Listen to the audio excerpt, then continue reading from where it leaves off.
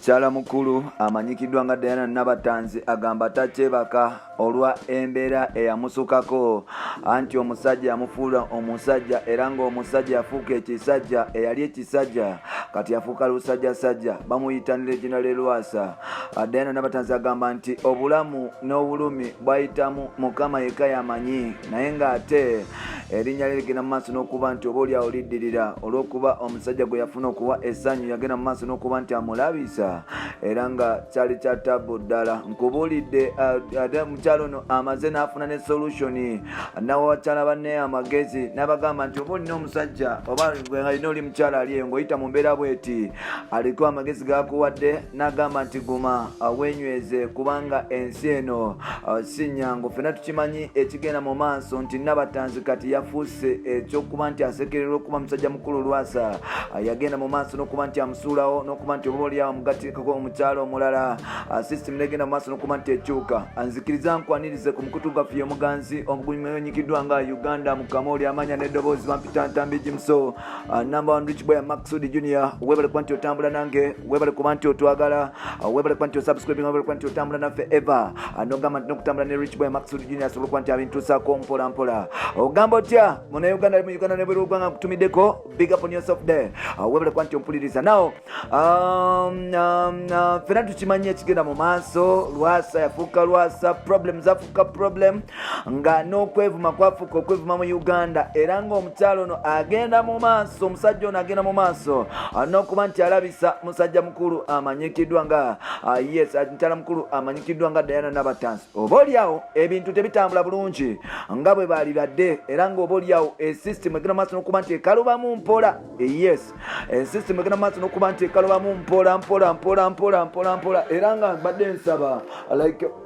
abantu abo like system ebadde ekaluba mpola era ng'omukyala yagenda mu maaso n'okuba nti asaba nti omukyala ono asobole okuba nti yesirisaako, asobole okuba nti asirisa omusajja ono asobole okuba nti asirisa ku kamwa ke n'okuba nti oba oliawo ebintu ebisinga agenda mu maaso n'okuba nti abyesonyiwa kubanga Lwasa naye Diana Nabatanzi naye muntu ng'omuntu omulala so n'olwekyo okugenda mu maaso n'okuba nti amujerega okumuteeka wansi n'obutamubala mu magezi ekintu kikyamu ddala. Wano nno yavuddeyo n'atandika okuba bakyala bannamagezi. Jjukira nti ebbanga lyonna bano nno babadde basobola okuba nti bagenda mu maaso n'okuba nti beevuma, ebbanga lyonna bagenda mu maaso n'okuba nti beevuma, bagenda mu maaso n'okuba nti beeyabe mu mawulire era bagenda mu maaso n'okuba nti beezalawa mpola era nga system yagenda mu maaso n'okuba nti ebatabukako. System yagenda mu maaso n'okuba nti ebatabukako. Diana Nabatanzi yagenda mu maaso n'okuba nti oba oliawo agamba abakyala abalanira eddembe ly'obuntu okuvaayo okuba nti bamulwanirako. Tulaba omukyala amanyikiddwa nga Miriam Matembe gatana bakyala abalala bavayo ne besobola nti omusajja ono amanyikiddwa nga Lwasa kyakola kyekyamu.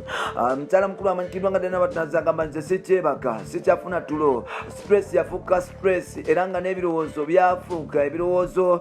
Kizibu nnyo okuvaayo okufuna solution apparently kubanga ngenze mu maaso n'okuba nti nswala, banswaziza okumala ebbanga ddene, bagenze mu maaso n'okuba nti manninnyako, bagenze mu maaso n'okuba nti banjogerera n'okunvumirira ebintu byange byenkola kyokka nga ate mukyala wattu sirina ttabbo yonna. Ngenda kusaba Mukama Katonda ogenda maaso n'okuba nti ompa amaanyi, obuvumu n'amagezi nsobole okuba nti